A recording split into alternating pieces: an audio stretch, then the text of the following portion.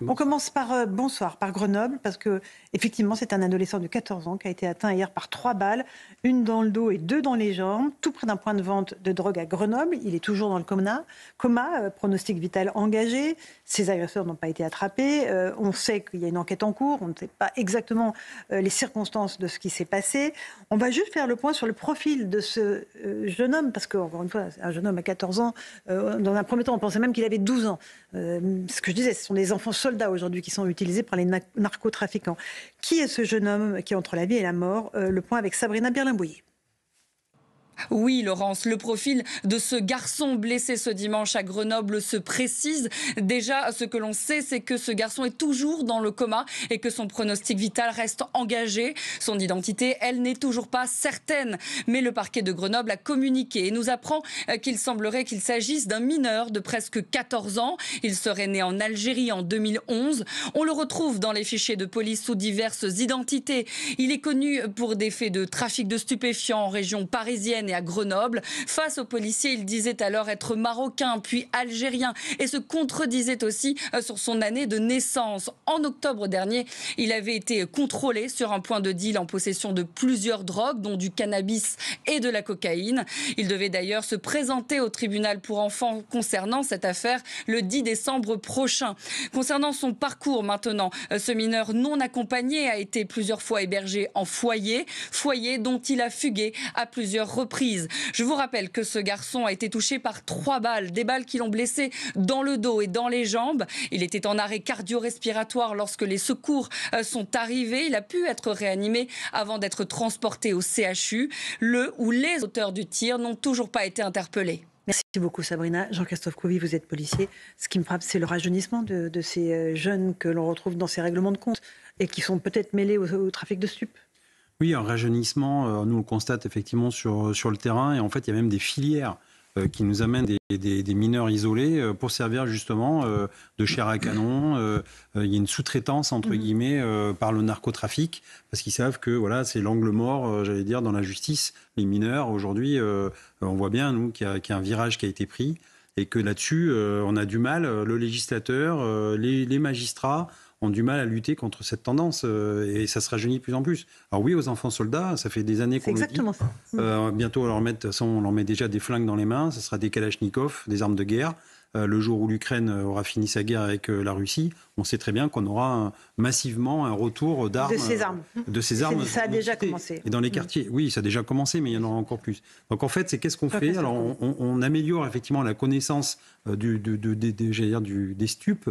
Le but, c'est d'entraver aussi le trafic, et après de démanteler les réseaux. Mais aujourd'hui, on est vraiment, je dis souvent, on est victime d'un système qu'on entretient. Ça fait des années que, de toute façon, nous, policiers, on tire la sonnette d'alarme. C'était pas la priorité de nos hommes politiques. Aujourd'hui, ça le devient parce qu'on est devant le fait accompli. Et surtout, c'est qu'en 2023, il y a des magistrats mexicains qui étaient venus nous voir et nous prévenir en disant attention, nous on a connu ça, ça a démarré comme ça, et bientôt vous allez vous faire déborder. Bon, on y est là. On y est quasiment. Et bientôt, on parlera en Europe de francisation. Voilà, parce que ce qui se passe chez nous, oui, mais ça serait la francisation. Ce qui se passe chez nous tous les jours, par exemple, dans les quartiers, quand vous interpellez, voulez-vous interpeller des délinquants, on vous sort des mortiers d'artifice, on vous tire dessus à coups de mortier, il y a des émeutes, etc. Et il n'y a que en France où on voit qu'il y a des réactions épidermiques et non pas dans d'autres pays européens frontaliers. Gauthier Lebret, qu'est-ce que ça vous inspire, ce jeune de 14 ans entre la vie et la mort? Il y a deux phénomènes. Il y a effectivement le rajeunissement des victimes et des tueurs dans les règlements de compte. Je me rappelle que quand il y a un narcotrafiquant qui commandite depuis sa cellule à l'isolement un assassinat, le tueur est là aussi mineur. Et puis il y a un autre phénomène, c'est évidemment les victimes collatérales. Je pense à Sokaina qui est dans sa chambre et qui prend une balle en pleine tête à Marseille en train de réviser ses leçons. Je pense à ce petit garçon qui rentre à Nîmes du restaurant avec ses parents. Ces gens-là n'ont rien demandé à personne. Ces gens-là n'ont aucun lien avec le trafic de drogue et leur vie s'arrête du jour au lendemain. Et il y a des enfants qui ne grandiront jamais auprès de leurs parents parce qu'ils ont été tués en marge de règlement de compte. Sur la mexicanisation, c'est très important ce que dit Jean-Christophe Couvi, parce qu'il y avait une polémique quand Bruno Retailleau, alors ministre de l'Intérieur, avait dit la France est en voie de mexicanisation. C'est bien des magistrats magistrats mexicains qui sont venus notamment rencontrer les sénateurs LR et qui ont expliqué « Attention, vous n'êtes pas encore... où on en est au Mexique, mais ça a commencé exactement de la même manière. Donc à chaque fois, si vous voulez, on perd des heures sur le champ lexical avec des gens qui sont dans des postures et qui sont choqués par tel ou tel mot. C'est directement des magistrats mexicains qui sont venus le dire. Et le procureur de Marseille, M. Besson, qui était ce matin, on va l'écouter. eh ben, c'est lui qui a fait partie des magistrats convoqués par Éric Dupond-Moretti quand il était devant les mêmes sénateurs LR en commission au Palais du Luxembourg, où il a dit on est en train de perdre le combat, la guerre face aux narcotrafiquants. Au lieu de s'attaquer à ce qu'il disait sur le fond, il y a Éric Dupond-Moretti qui l'a convoqué quand il est venu à Marseille avec le président de la République pour lui passer un savon. Bah, c'est insupportable. Vous avez raison. Kadi, alors on a posé effectivement la question à M. Besson. Est-ce que la France est devenue un narco-État? Est-ce que la France est en voie de mexicanisation? Écoutez sa réponse. Non, nous n'en sommes pas là. En revanche, c'est une vraie menace très forte pour les institutions et il faut juguler ce phénomène et le réduire parce que il fonctionne de manière systémique. C'est une sorte de contre-société que nous avons en face et donc nous devons, les pouvoirs publics, attaquer et répondre là aussi de manière systémique. Et à Marseille, on est malheureusement par la force des choses un peu en laboratoire. Voilà pour le procureur de la République de Marseille. Je suis quand même frappée par la différence de diagnostic qu'il pose entre là, ce matin, et ce qu'il disait il y a quelques mois devant les sénateurs. Il y a une vraie évolution dans le langage, en tout cas. Alors, peut-être qu'ils ont remporté des succès sur le terrain, et on s'en félicite. Mais entre on a perdu la guerre et non, du tout, on n'est pas du tout sur la mexicanisation. Nous n'en sommes pas là. C'est généralement cette phrase pour être encadrée, parce que pour beaucoup de problèmes, on nous répond nous n'en sommes pas là. Et en Joseph parenthèse, on a envie alors qu'on en est là. Alors qu'on en est là, précisément. Ce qui me frappe aussi, c'est que, puisque lorsqu'on parle de narco-État, on parle également du fait que dans ces pays-là, il y a des députés qui sont des alliés objectifs, pour reprendre une terminaison de gauche. Bon.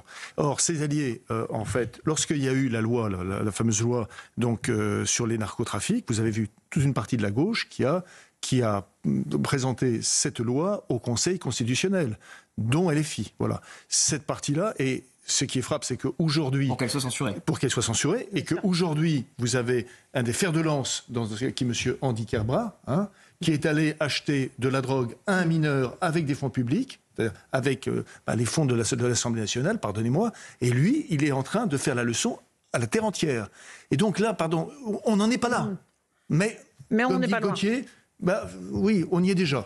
Et les alliés des narcotrafiquants politiquement sont souvent ceux aussi qui sont les alliés des islamistes. Absolument. Et quand vous coupez la tête au sens symbolique du terme à un narcotrafiquant, vous avez un islamiste qui pousse à la place.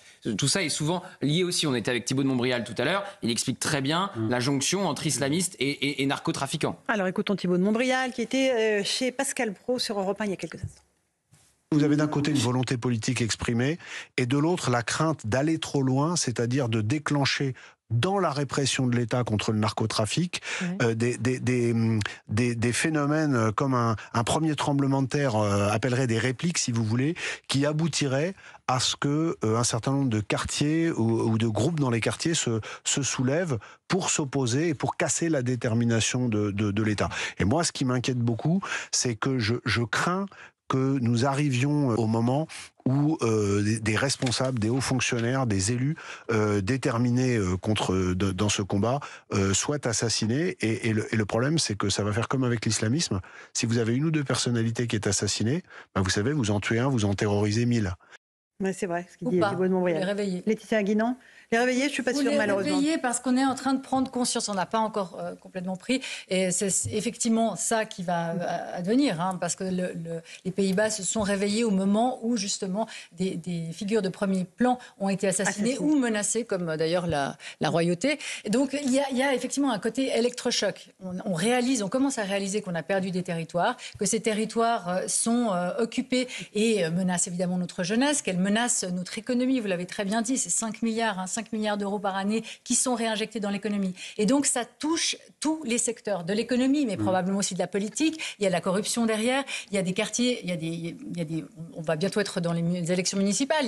Effectivement, il y a des élections où, pour avoir la paix, les quartiers vont payer des élus pour être en place. Et donc, ça, c'est partout. Et comment est-ce qu'on réenclenche une reprise de ce territoire? C'est un coût phénoménal. Et c'est pour ça aussi qu'il est important d'en parler, parce qu'en fait, la société française doit être d'accord derrière le fait de partir en guerre, entre guillemets. C'est un mot très fort, mais ça y ressemble fort, parce que quand l'Italie est partie en guerre contre la mafia, il y a eu des morts. Il y a eu des morts chez les juges, les policiers. Il peut y avoir d'autres types de morts, parce qu'en fait, ces mafias, ces réseaux mafieux, en fait, sont un espèce de syncrétisme entre les mafias italiennes et les narcos d'Amérique du Sud qui terrorisent les familles, pas seulement les représentants politiques ou institutionnels. Et donc, ce coût-là, porté par la société, il va devoir être discuté, effectivement, et que chaque Français se dise, voilà, jusqu'où on est prêt à tolérer que la mafia prenne le dessus sur notre vie, ou bien on va payer, mais c'est un certain tribut qu'il faut être d'accord aussi. Jean-Christophe Couvi, la solution, elle est dans la fermeté, dans l'autorité, mais il faut remonter les filières, il faut aller à l'étranger pour aller pister les gros bonnets. Conscience réelle, c'est-à-dire en faire vraiment un combat de tous les instants.